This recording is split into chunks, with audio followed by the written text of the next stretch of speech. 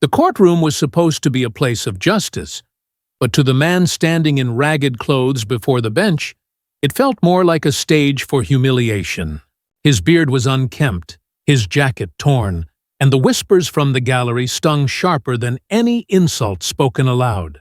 The judge looked down at him with a smirk, as though this veteran of forgotten wars was nothing more than a nuisance. And then, as the chuckles spread, the judge himself began to laugh. Before I tell you what happened next, tell me in the comments where you're watching from. I love knowing who's listening. The veteran's eyes lowered to the cold floor tiles. He had endured worse. The deafening roar of battle, the silence of nights where only memories kept him awake. But somehow, this felt heavier. Here he wasn't a soldier, a protector, or even a man of dignity. Here, he was just a homeless drifter being mocked for falling too far. His hands trembled, not from fear, but from the weight of everything he'd lost. The judge tapped his gavel, still grinning. You expect sympathy here? You can't even hold a job, let alone respect the law.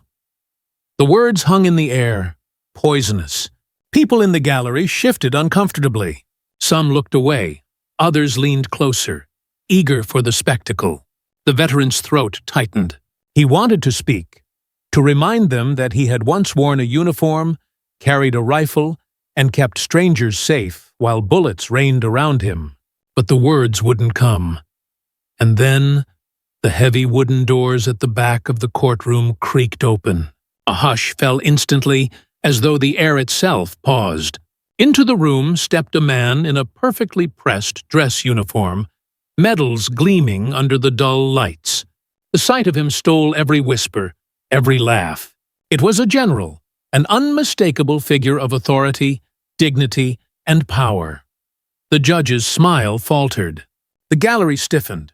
Even the bailiff straightened, as though instinct demanded it. The general's boots echoed against the floor, slow and deliberate, until he stood beside the homeless veteran. His eyes swept the room, sharp and unyielding. Then he turned to the judge. "Do you know who this man is?" His voice was calm, but it carried the weight of command. "You laugh at him as though he is nothing. But without men like him, men who sacrificed everything, you would not sit behind that bench today." A ripple of gasps spread through the courtroom. The judge tried to respond, but his voice cracked. I didn't know." "That's the problem," the general said firmly. "You didn't care to know." He reached out and placed a steady hand on the veteran's shoulder. This man stood where most would have fallen. He carried burdens that few could imagine. And while you mock him for being homeless, I stand here to tell you, he is not forgotten. The gallery erupted, not in laughter this time, but in applause. It started hesitantly, then grew until the sound shook the wooden walls. Strangers wiped tears from their eyes. The veteran blinked rapidly, stunned by the shift. For years he had walked invisible, but here, in this unlikely place, someone had seen him again. The judge lowered his head, shame spreading across his face. He muttered an apology, though the weight of it seemed hollow compared to the honor that filled the room from the general's words.